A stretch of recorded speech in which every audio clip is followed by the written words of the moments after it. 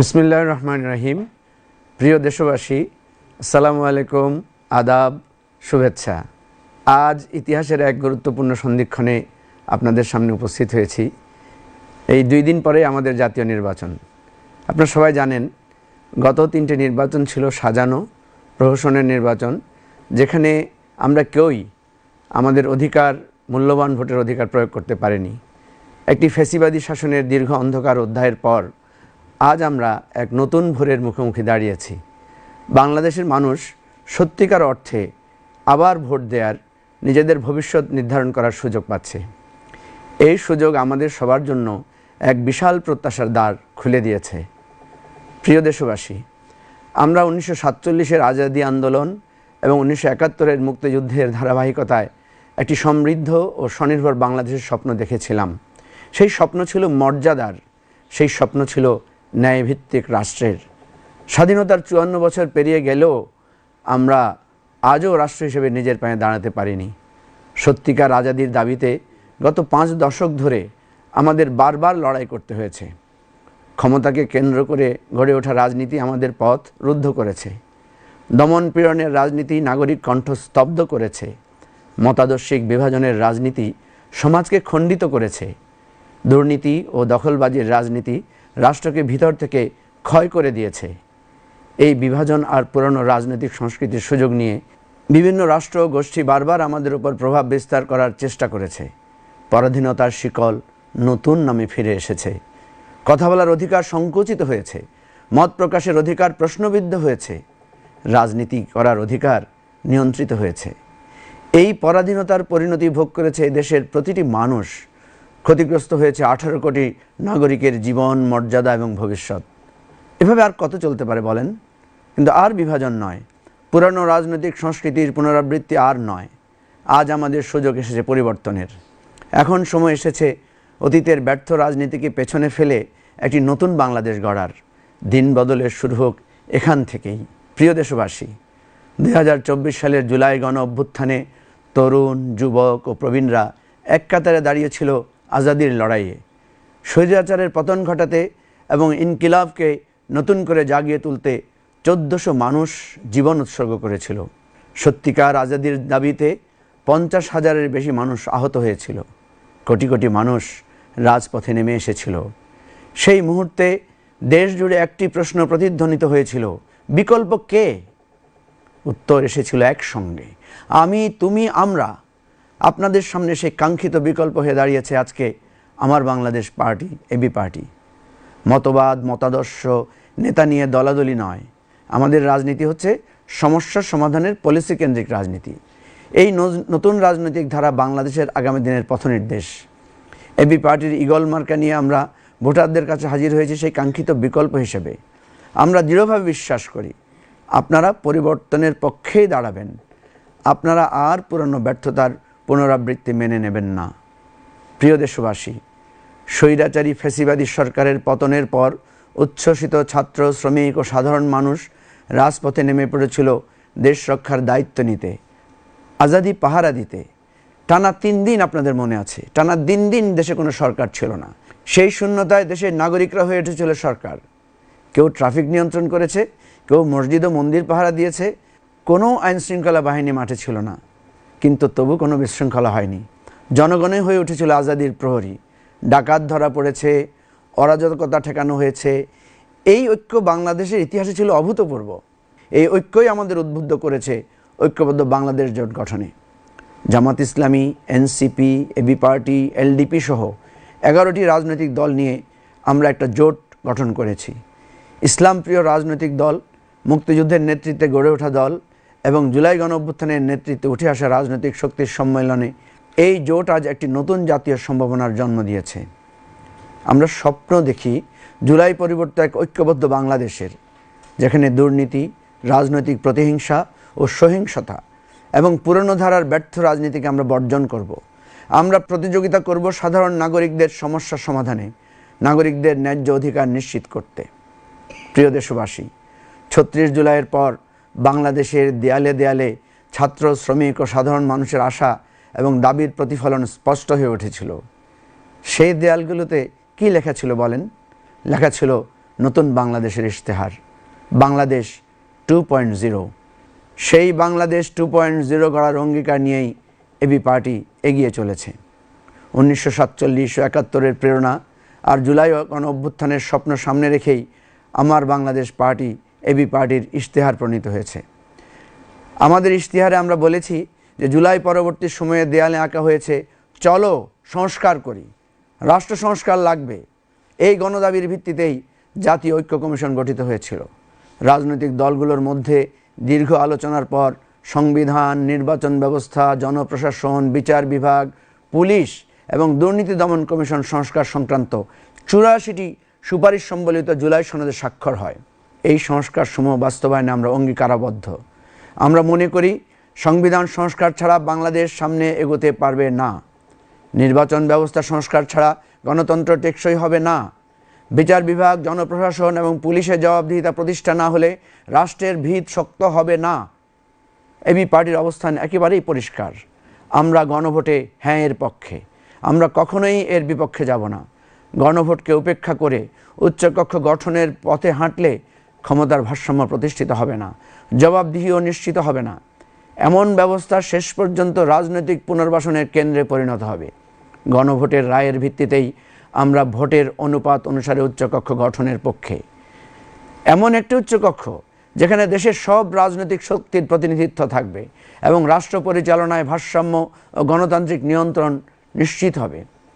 প্রিয় দেশবাসী, আমরা বিশ্বাস করি রাজনীতি মানে কেবল ক্ষমতায় যাওয়া নয়, রাজনীতি মানুষের জীবনের বাস্তব সমস্যার বাস্তব সমাধান দেয়া।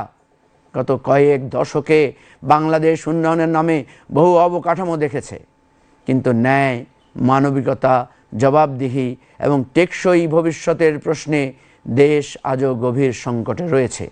এবি পার্টির নির্বাচনী ইশতেহার সেই সংকট থেকে উত্তরণের বাস্তব রূপরেখা তুলে ধরা হয়েছে।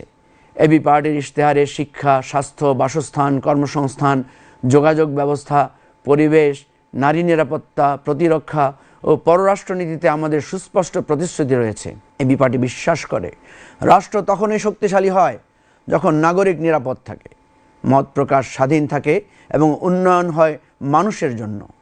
আমাদের ইশতেহার সেই মানবিক, ন্যায়ভিত্তিক ও টেকসই বাংলাদেশের প্রতিশ্রুতি।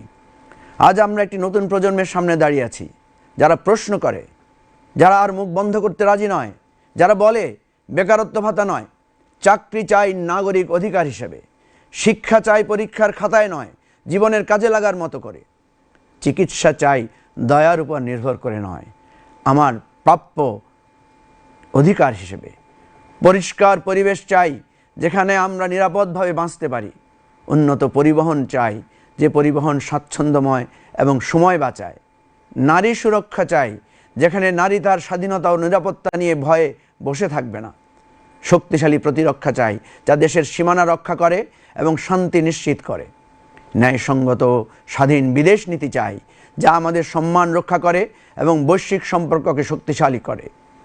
এই নতুন প্রজন্মের জন্যই আমরা বলছি, আমরা সেই বাংলাদেশ 2.0 গড়তে প্রতিজ্ঞাবদ্ধ।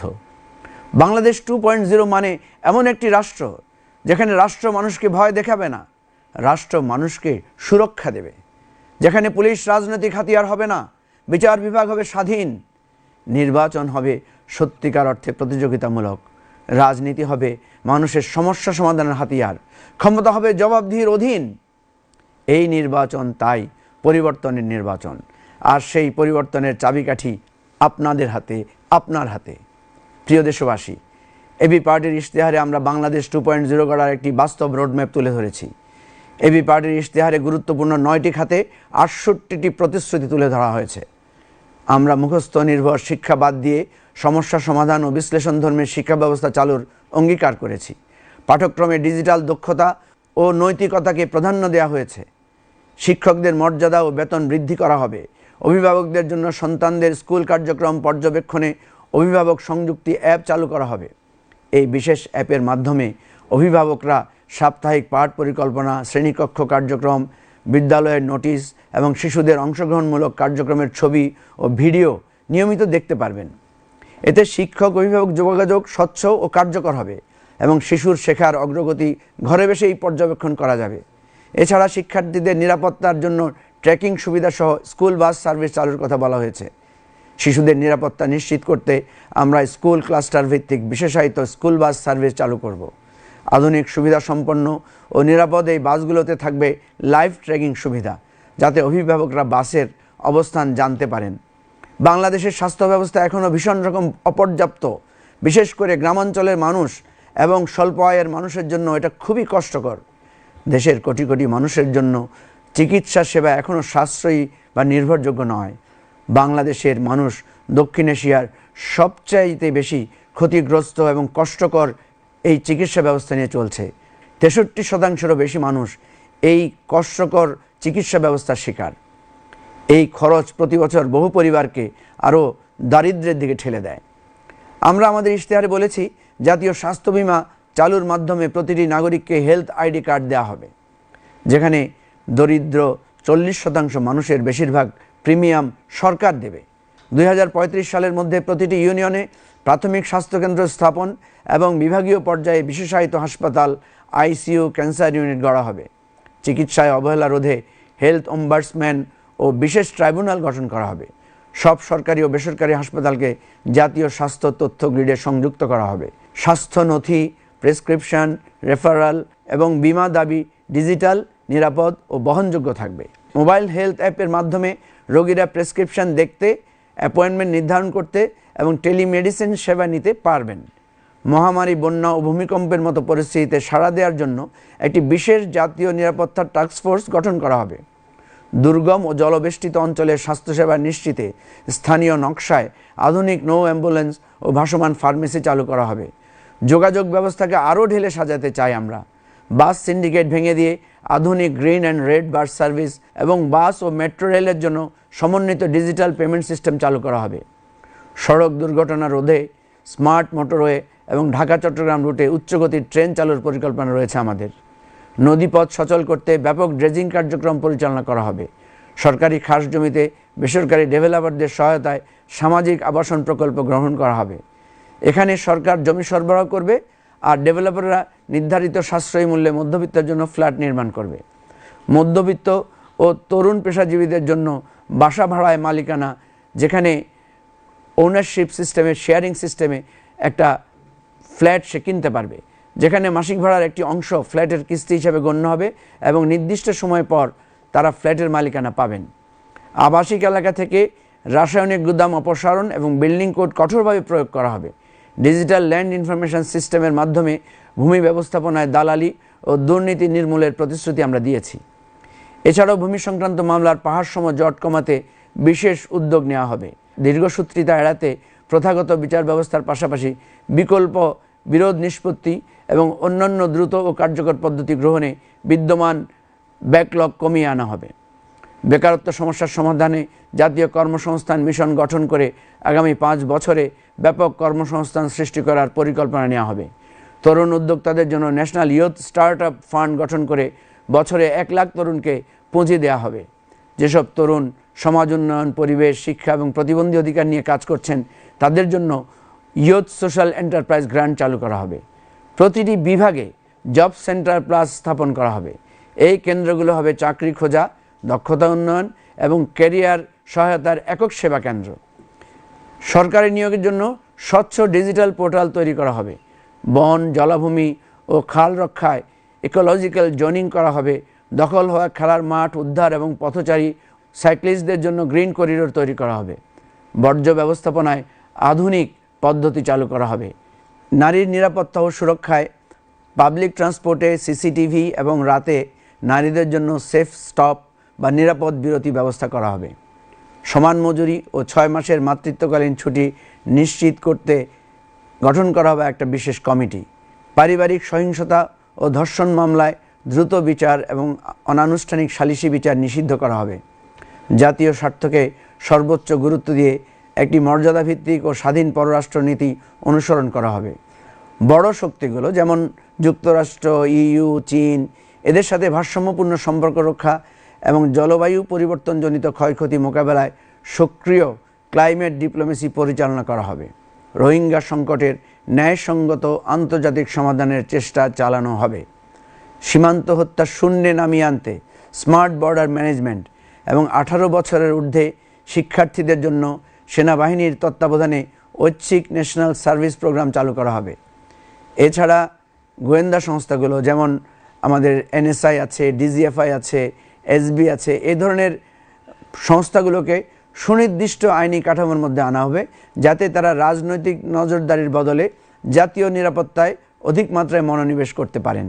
গত কয়েক দশকে আমাদের শিখিয়ে দেওয়া হয়েছিল রাজনীতি মানে ভয়, রাজনীতি মানে দলবাজি, রাজনীতি মানে চাঁদাবাজি, দখলদারি আর মিথ্যা উন্নয়নের গল্প। কিন্তু 2024 সালের জুলাইয়ে বাংলাদেশের মানুষ সেই মিথ্যা গল্প মানতে অস্বীকার করেছে। আমাদের ইশতেহারকে আমরা সেজন্য সাজিয়েছি নাগরিকদের সমস্যা সমাধানের লক্ষ্যকে সামনে রেখে। নাগরিকদের অধিকার নিশ্চিত করতে আমাদের ইশতেহার মানবিক, ন্যায়ভিত্তিক ও টেকসই বাংলাদেশের প্রতিশ্রুতি দিচ্ছে। প্রিয় দেশবাসী, 27 জুন 2024 সালে এক শিশু সন্তানের জননী শারমিন আক্তার ঋণখেলাপি মামলায় গ্রেফতার হন। 22 ফেব্রুয়ারি 2023 সালে NGO থেকে ঋণ নিয়ে মাত্র 35,000 টাকা পরিশোধে ব্যর্থ চায়না বেগম নামের এক নারীকে গ্রেফতার করেছিল কিশোরগঞ্জের ভৈরব থানা পুলিশ। 25শে নভেম্বর 2022 সালে একটি ঋণখেলাপি মামলায় 37 জন কৃষকের বিরুদ্ধে গ্রেফতারি পরোয়ানা জারি করা হয়। এর মধ্যে 12 জন কৃষককে গ্রেফতার করে জেলে ঢুকানো হয়। অথচ আপনারা দেখেন, ত্রয়োদশ নির্বাচনে বিদ্যমান আইন ও ঘোষণার পরও জাতীয় সংসদ নির্বাচনে ঋণখেলাপি হয়েও অন্তত 45 জন প্রার্থী নির্বাচনে অংশ নেওয়ার সুযোগ পাচ্ছেন। এক দেশ ধনী ও গরিবের জন্য আলাদা হতে পারে না। আইন সবার জন্য সমানভাবে প্রযোজ্য হতে হবে। আমরা চাইব আমার আপনার ভোট হোক ঋণখেলাপির বিপক্ষে এবং পরিবর্তনের পক্ষে। দুর্নীতি ও চাঁদাবাজি আমাদের দেশের অন্যতম বড় সমস্যা। শুধুমাত্র বাস ও মিনিবাস মালিকদের কাছ থেকে বছরে প্রায় 1059 কোটি টাকা চাঁদা আদায় করা হয়। এগুলো সবই অবৈধ এবং অন্যায়। এই টাকার ভাগ হয় রাজনৈতিক নেতা, পুলিশ ও BRTA কর্মকর্তাদের মধ্যে। এবারের ভোট হোক দুর্নীতি ও চাঁদাবাজির বিরুদ্ধে। ট্রান্সপারেন্সি ইন্টারন্যাশনাল বাংলাদেশ TIB এর তথ্য মতে আগস্ট 2024 থেকে ডিসেম্বর 2025 পর্যন্ত 17 মাসে 600টি রাজনৈতিক সহিংসতার ঘটনা ঘটেছে। এই সহিংসতার 91.7% ঘটনায় একটি মাত্র দল সম্পৃক্ত। আমরা চাইব আপনাদের ভোট হোক রাজনৈতিক সহিংসতার বিপক্ষে, কিন্তু নতুন রাজনীতির পক্ষে। আপনার ভোট হোক প্রার্থীর সততা, যোগ্যতা ও পরিকল্পনা দেখে। প্রিয় দেশবাসী, আপনাদের অনেকেই জীবনে এই প্রথম ভোট দেবেন। আপনারা কখনো দেখেননি ভোট মানে নিজের মত প্রকাশ। আপনারা দেখেছেন ভয়, দেখেছেন রাতের আঁধারে ব্যালট ভর্তি হওয়া, দেখেছেন দিনের ভোট আগের রাতে শেষ হয়ে যাওয়া। এই নির্বাচন কেবল একটি দল জেতার বা হারার নির্বাচন নয়। এই নির্বাচন হলো প্রশ্নটি আবার নতুন করে তোলার নির্বাচন। বাংলাদেশটা কার? এই দেশ কি কয়েকজন ক্ষমতাবান মানুষের, নাকি 18 কোটি সাধারণ মানুষের? আপনি ভোট দেবেন, আপনি প্রশ্ন করবেন, আপনি দাবি করবেন, আর আমরা রাজনীতিবিদরা শিখব জবাব দিতে। আজ যারা অনেক লড়াই দেখে ক্লান্ত, তাদেরকে আমরা আশ্বস্ত করতে চাই, এই দেশ আবার ঘুরে দাঁড়াতে পারে, কারণ এই দেশের মানুষ হার মানেনি। বিকল্প কে? বিকল্প আপনি, বিকল্প আমরা সবাই। চলুন রাজনীতিকে মানুষের কাছে ফিরিয়ে দেই, বাংলাদেশের সত্যিকার অর্থে একটি কল্যাণ রাষ্ট্রে রূপান্তরিত করি। 12 ফেব্রুয়ারির নির্বাচন আমাদের জন্য ঐতিহাসিক একটা মুহূর্ত। আপনারা সবাই সেদিন ভোট কেন্দ্রে যাবেন, গণভোটের পক্ষে হাঁ দেবেন এবং পরিবর্তনের মার্কা ঈগলে ভোট দেবেন। এটাই আমরা প্রত্যাশা করি। আমরা বিশ্বাস করি বাংলাদেশ বদলাবে নতুন নেতৃত্বে। প্রিয় ভাই ও বন্ধুগণ, গণভোটে আমরা বলছি সবাইকে, আপনারা হাঁয়ের পক্ষে রায় দিন। আমরা 11 দলীয় ঐক্যের পক্ষ থেকে আমাদের আহ্বান, ঈগল মার্কায় আপনি ভোট দিন, দাড়িপাল্লায় ভোট দিন, শাপলাকলিতে ভোট দিন। আমাদের এই 11 দলীয় ঐক্য বাংলাদেশকে নতুন নেতৃত্বে গড়ে তুলবে, এটাই আমাদের প্রত্যাশা। বাংলাদেশ জিন্দাবাদ, আমার বাংলাদেশ পার্টি, এবি পার্টি জিন্দাবাদ। সংগ্রাম চলছে, সংগ্রাম চলবে। আল্লাহ হাফেজ।